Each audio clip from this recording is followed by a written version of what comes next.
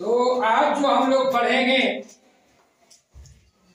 Class 6 का अतीत से वर्तमान। आपका अतीत क्या था और वर्तमान क्या है। अध्याय 8 नए प्रश्न नवीन विचार।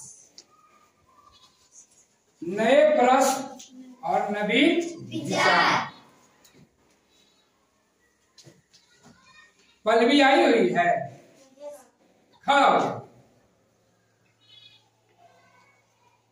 इधर आइए। देखिए पल्लवी जो है अपनी नानी घर गई हुई।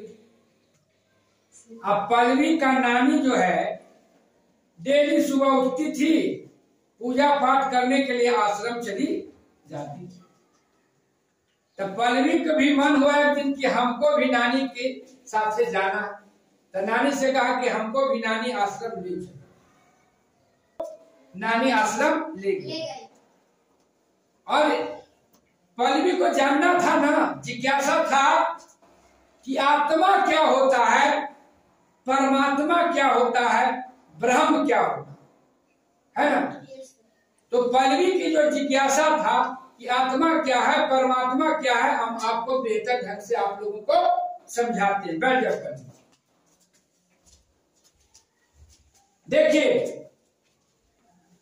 विषय का नाम है अतीत से वर्तमान। तो आपने पीछे का चीज पढ़े थे, अध्याय 5, अध्याय 6, अध्याय 7 कि कैसे जो है आपको हड़प्पा संस्कृति का विनाश हुआ। उसी समय एक जो है नई सभ्यता का उदय हुआ जिसका नाम है वैदिक सभ्यता, वैदिक काल, आर्य सभ्यता। लगभग आज से करीब 1000 से 600 ईसा पूर्व की बात। तो उत्तर वैदिक काल जो है 2 भाग में बटा था। पूर्व वैदिक काल जिसको ऋग वैदिक काल भी कहते हैं और उत्तर वैदिक काल। इसमें आपका बताया गया था उपनिषद क्या है, उपनिषद कितने हैं, है ना, वेद कितने हैं, है ना, उपनिषद कितने हैं, है ना, बताया गया था क्लास 6 में ना। तो उसी से संबंधित कुछ बातें हैं जो पल्लवी का जिज्ञासा। तो शुरू में उस समय उत्तर वैदिक काल में क्या है, पूरी तरह से क्या है, लोग बस गए थे। उस समय जो जीविका का साधन था पशुपालन था, कृषि था, है ना, और लोहा का भी क्या हो गया, उपयोग होना शुरू हो गया था, औजार वगैरह बनना शुरू हो गया, लोग बढ़िया से जीने खाने लगे। लेकिन इसी बीच क्या हुआ कि लोग जब विभिन्न तरह के जो काम करते थे, कोई बढ़ई का काम, कोई कारीगरी का काम, कोई मकान बनाने का काम, तो कर्म के आधार पर जाति का बंटवारा हुआ। कर्म के आधार जाति बटा, है ना, कर्म के आधार पे जाति, है ना। अब हुआ ब्राह्मण, क्षत्रिय, वैश्य, शूद्र। ये जो जाति का बंटवारा हुआ था कर्म के आधार पर हुआ, काम के आधार, है ना। ब्राह्मण जो वेद का ज्ञाता हो, है ना, पढ़े लिखे हो, है ना, उसको ब्राह्मण मानने लगे। पूजा पाठ कर्म कांड कराते थे, उसको क्या मानने लगा, ब्राह्मण। क्षत्रिय आपको उसको मानने लगा कि रक्षा करने वाला है क्षत्रिय। फिर आपको वैश्य, जो व्यापारी वगैरह करते थे, लेन देन करते थे, उसको वैश्य मानने लगा। चौथा था शूद्र। क्या था, शूद्र। समाज में सबसे प्रतिष्ठित माना जाता था किसको? ब्राह्मण, उसके बाद क्षत्रिय, है ना, उसके बाद माना जाता था वैश्य। वैश्य के पास तो काफी धन होता था ना। आज भी देखिए, वैश्य को जो संपत्ति होता था राजा से भी अधिक संपत्ति होता। आज भी जो है बहुत से ऐसे आपको पैसे वाले हैं भारत में भी, जो उसको दुनिया का संपत्ति है, आपको समझिए कि कितना संपत्ति है जिसका कोई ठिकाना नहीं। सरकार से ज्यादा संपत्ति रखी हो। पहले भी था कि जो सरकार राजा से संपत्ति ज्यादा रखते थे, शूद्र थे, उसका स्थिति बहुत खराब था, उसका स्थिति बहुत दयनीय था, बहुत खराब स्थिति। फिर जो है जाति के आधार, जन्म के आधार पे जाति बढ़ती, जन्म के आधार क्या होने लगा? जन्म के आधार पे जाति बढ़ना शुरू हो गया। फिर समाज में ऊंच नीच छुआछूत की क्या हो गया? प्रवृत्ति बढ़ना शुरू हो। और जब प्रवृत्ति बढ़ने शुरू हो गया तो लोग बदलाव भी चाहते कि इससे कैसे बदलाव, है ना, संघर्ष भी शुरू हो गया बदलाव के लिए। अब जाति छुआछूत भेदभाव बढ़ने लगा तो बदलाव होना जरूरी था ना। और समाज में जाति प्रथा इतना बढ़ गया, बहुत कठिनाई होने लगा, आपस में भेदभाव उत्पन्न होने लगा। आज भी क्या समाज में जाति पाति है, जाति प्रथा है ना। जाति प्रथा के कारण क्या है, आज भी समाज में बहुत ज्यादा क्या लड़ाई है, झगड़ा है, द्वेष है। तो उसको रोकना है ना। होता यज्ञ जब सुनो होना शुरू हुआ तो उसमें पशुओं का बलि भी पड़ता था काफी। अब वहां पशु ही जीविका का साधन था, यज्ञ के नाम पर पशु को बलि पड़ जाता। तो क्या जो पशु पालने वाले थे उसको समस्या होगा ना, उसको कठिनाई होगा ना। तो पूजा पाठ कर्म कांड से बढ़ने लगा। अब क्या यह करना तो सबको संभव की बात नहीं न था। हुआ कि एक ऐसी व्यवस्था किया जाए कि उस व्यवस्था में सभी लोगों को एक समान जो है काम चल सके। तो उसी समय आपका उत्तर वैदिक काल में ही आपको उपनिषद का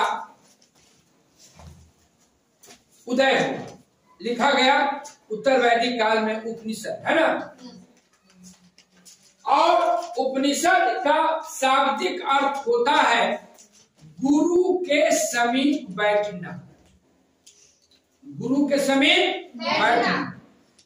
उपनिषद के माध्यम से क्या पहले जो भी होता था मौखिक होता था ना, तो गुरु के समीप बैठता था, गुरु ही अपने प्रवचन देते थे, सब उनकी प्रवचन को सुनते थे, है ना, और अपना ज्ञान प्राप्त करते थे। उसमें पुरुष भी जाते, है ना, सबसे ज्यादा संख्या उसमें पुरुषों की होता। कुछ महिला भी जाती थी, उसको महिला को बोलता था, उसमें गार्ग की महिला, है ना, वो भी जाती थी। और जहाँ उपनिषद होता था, प्रवचन होता था, वहां बैठते।